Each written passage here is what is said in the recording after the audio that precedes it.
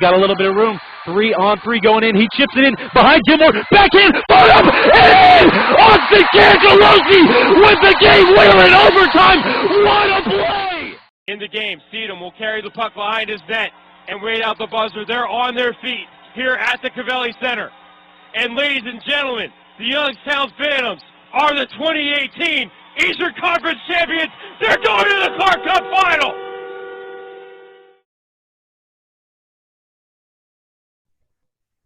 Welcome to episode number 6 of Hockey People on the Computer Getting Coffee, brought to you by Dunkin.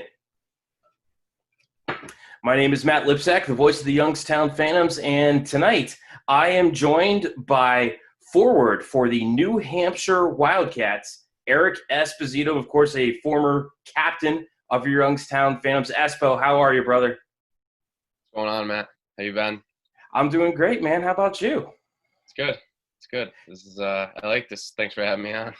Hey, thanks for joining us, man. So what have you been up to since the NCAA shut down? That was like what, right around the final week of your regular season, or did you guys still have one weekend to go? No, that was it was right. It was about the week after our regular season ended. It was we actually got eliminated from the playoffs off that last weekend. We needed to get I think 3 out of the 4 points, but we didn't get the win on that last Saturday. So then our season was over. But then that next week we started hearing stuff, and then the season was canceled. So I've been home ever since. But it's been good. I've been training with Alex and just playing golf, just hanging out. You know, I've never been home for this long, so it's been a nice little stretch. It's probably been a while since you've been home for more than, 3-4 months at a time. Probably since you left to start your junior career, right? Yeah, exactly. And that was a while ago, so, it's nice, though. So you've completed 2 years of college hockey so far with the New Hampshire Wildcats. How's it going, man? It's been good. UNH is a lot of fun.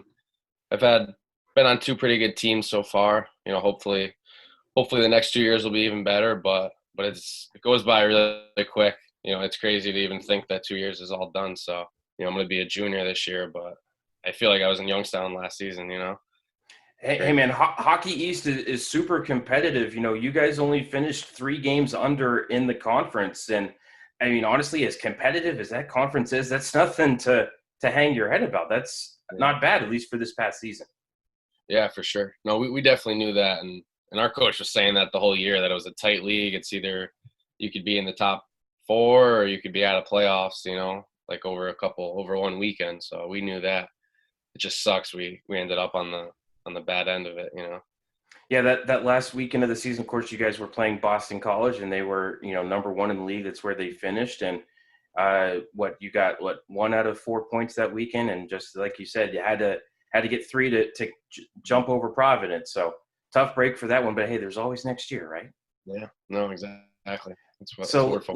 Let's talk about the glory days. What is your favorite memory from your time with the Youngstown Phantoms? I mean, I was there for 3 years, so I definitely got a bunch of memories. But I'd say the best time was at the end of that 3rd year when we were going on our playoff run there, and just to be playing hockey when it's nice out like that late in the spring. It was nice, especially that last the Clark Cup run there. That was just one of the tighter teams that I've ever been on. Mm-hmm.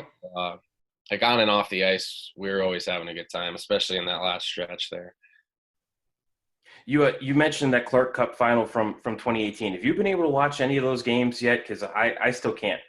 No. Now that you say that, I haven't been able to find any. I've seen a couple highlights here and there on social media, some old tweets and stuff, but besides that, no, I haven't seen any game footage at all. Who were your billets while you were in Youngstown? Let's give them a shout out. Of course, in the USHL, we couldn't do anything without our billet families giving you boys a place to stay. Yeah, I was my first year I was with the Jacobs, and then my next 2 years I was with the Blacks. But I had a great time with both of them. I still chat with them here and there. The Blacks actually were able to come up to UNH this season when I was playing against Alex and Matt Alvaro, who was the captain my first year. So it was nice. They got to see all 3 of us in one shot. So it was good to see them. You mentioned your brother Alex. Of course, Alex also played for the Phantoms and left the year before you did. And now you're in the same conference in college. You play each other twice a year. What was that like playing with each other in Youngstown and then now playing against each other in college? And how do mom and dad determine whose shirt they're wearing to the games? I think with the shirts, they'll usually do like a Friday, Saturday, or they switch or something. They keep it pretty fair, but no, I mean playing with Alex was great. When I left to go to Youngstown, it wasn't we weren't set to play with each other, and then we ended up getting 2 years together. So it was a lot of fun, and sometimes I think about how college would have been with him, but it's also a lot of fun to play against him. I never really had that growing up. I would always either not in the same age group or play with them sometimes, but playing against them is a whole new experience. So it's pretty fun. You usually have a good crowd of people from back home that always come watch. So it's a lot of fun.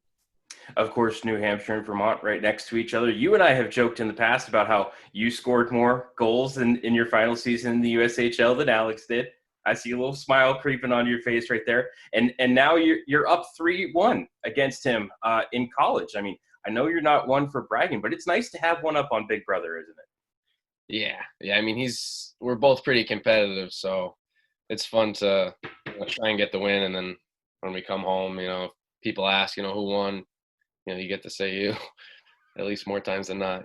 They beat us once my freshman year, but you've got the last 3. Yeah, exactly. Well, one year left, so we could end up tied, or we could end up with little brother having permanent bragging rights. How's that sound? Yeah, exactly. That'd be nice. So let's talk about the team, one of the teams that you were part of, that 2017-2018 team that went to the Clark Cup final. It has been said on this show that Eric Esposito and Jake Gingell were known to play a prank or two. Is this true? Can you confirm? Yeah, I mean, I think me and him were 2 of the older guys on that team, so we both wore letters, so we definitely had some fun in the locker room. Who was the guy that always had energy at the end of practice? Just the other guys just couldn't move, but who was that one guy who was like, "Hey, let's go for another half hour"? Probably Joey Bate. I could see it. Yeah, he was a workhorse. He was a guy who was always messing around, but on the ice or off the ice, he was always a good guy to be around. Who was the last guy off the ice every night? Believe it or not, I think it was probably Ivan. If there was pucks on the ice and guys to shoot, he was always out there, and that's something you don't always see when your goalie is that committed. He's always staying out there because then it pushes the players too. If you got a goalie who's ready to go, you're always working on something. So he's one of the funner guys to look back and see who I played with. He was a guy he was all in all the time. Like practice game. He was a cool guy to play with. Of course, Ivan now with the Tucson Roadrunners and in the AHL and was here on the show with us last week. Anybody just chronically running late or pushing that envelope for getting there on time? Who was it? I see maybe a light bulb came on. I don't know. I mean, I lived with Cardelli and Parentino, so we were probably the guys trying to get there on time, but nobody I could think of right away. All right, that's good. That's good. So who snored the loudest on the team bus? Probably Kislin. He was Julian? Okay. Yeah, he was a sleeper on the bus. All right, and you don't have to name names on this one, but if you had a sister, would you have let any of those guys date her? In the 17-18 team? Yeah. No, none of those guys. I have sisters, so I don't think so. That's awesome. That's awesome. All right. So if there was one thing you could tell your former teammates about the difference between the USHL and playing in the NCAA, what would it be? They're both really good leagues, like the NCAA in general and then USHL. It prepares you pretty well, but I mean, the biggest difference probably wearing the cages versus the visors, There's a little, guys are more inclined to maybe jump in front of a puck, put their face in front of it, Okay. Yeah, I mean, it's, they're both fast. It's definitely a little more physical. It's I feel like when everyone's got the cages on and stuff, it's a little more physical, a lot of hitting, opposed to the junior. I think it's a little bit more slowed down, more Okay. skill based, but yeah, I mean, not that much different. How do you feel playing in the USHL and playing in Youngstown specifically helped you prepared for playing in the NCAA?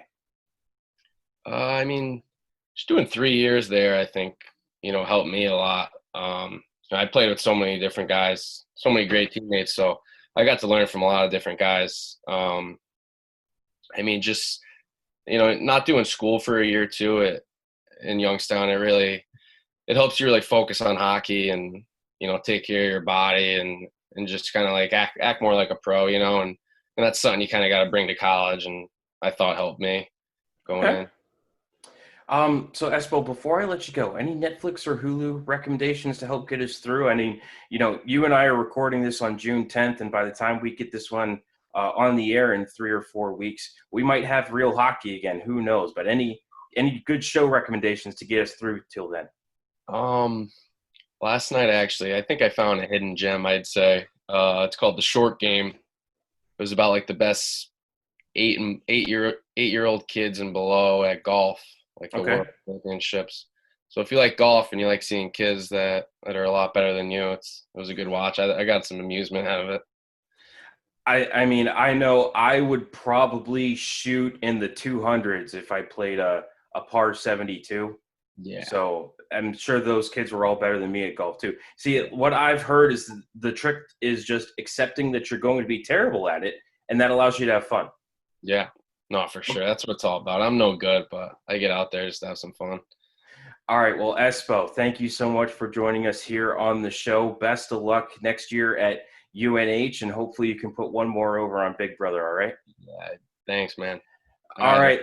Ladies and gentlemen, this has been Hockey People on the Computer Getting Coffee, brought to you by Dunkin. I'm Voice of the Phantoms, Matt Lipsack. We'll catch you next time. Sound out. Fade to black.